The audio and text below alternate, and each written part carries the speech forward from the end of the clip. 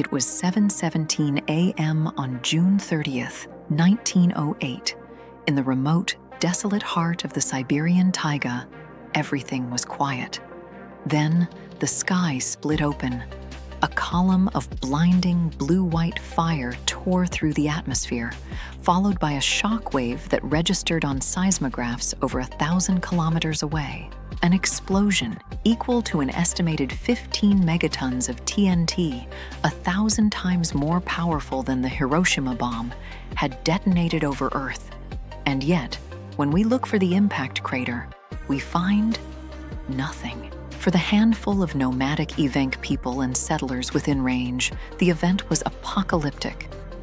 Witnesses reported feeling tremendous heat, clothes catching fire, and being thrown dozens of feet through the air.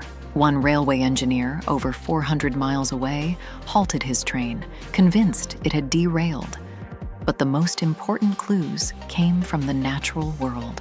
In the following nights, the sky over Europe and Asia glowed with an eerie white light, allowing people to read newspapers at midnight, an effect later attributed to atmospheric dust. The world in 1908 was preoccupied. World War I loomed, and the remote location of the blast meant the event was initially ignored by the outside world. It took nearly 2 decades for the first official scientific expedition to reach the epicenter. That man was Leonid Kulik, a Russian mineralogist obsessed with meteorites. Kulik and his team finally arrived in 1927. What they found was not a crater, but a scene of incomprehensible devastation. 80 million trees were flattened over 800 square miles, all radiating outwards from a central point, a pattern known as the butterfly formation. It was evidence of an immense shockwave. But the central area, the hypocenter, had a paradox.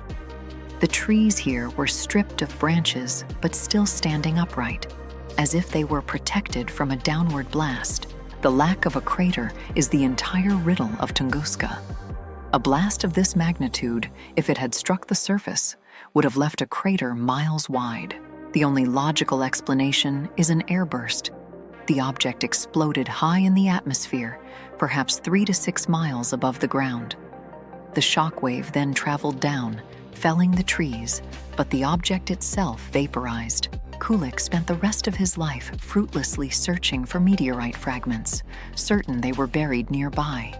He never found them. Later expeditions, however, finally found compelling, albeit microscopic, evidence. Tiny, glassy spherules embedded in the soil and tree resin at the blast site. Analysis showed these were rich in elements like iridium and nickel, common in extraterrestrial rock. But this wasn't enough to identify the culprit. Was it an asteroid or a comet? The comet hypothesis was an early favorite. Comets are mostly made of ice and dust. If a small comet, perhaps a fragment of the Encke's comet, exploded, its icy body would have completely vaporized in the air, leaving no trace of a crater or large fragments. This also perfectly explains the bright night skies due to atmospheric ice and dust particles. The more recent and widely accepted view is the stony asteroid hypothesis. Recent computer models suggest a stony asteroid, about 50 to 60 meters wide, could have entered at a shallow angle. The intense pressure and heat would have caused it to fragment and detonate as an airburst. The lack of fragments is simply because the heat vaporized most of the material or shattered it into microscopic dust. Then there are the more sensational ideas. The black hole hypothesis proposed a miniature black hole entered and exited the Earth, leaving an exit hole in the North Atlantic. And of course, the ever-present alien craft theory, a spacecraft detonating above the taiga.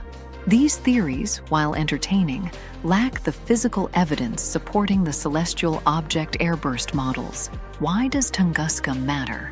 Because it was a terrifyingly close call.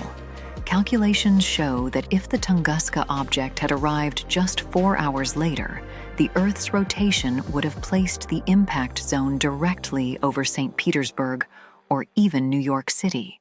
The results would have been catastrophic, not the end of humanity, but the total annihilation of a major modern capital. In 2013, the Chelyabinsk meteor explosion over Russia, which injured over 1,500 people, served as a modern, smaller-scale reminder of the power of an airburst. The Tunguska Event is not just a historical mystery. It is a critical lesson in planetary defense. It reminds us that threats from space don't need to leave a crater to change history. It remains the largest impact event in recorded history, a cosmic bullet that nearly struck the heart of civilization, leaving behind only flattened trees, shattered glass, and one haunting question: when will the next one arrive?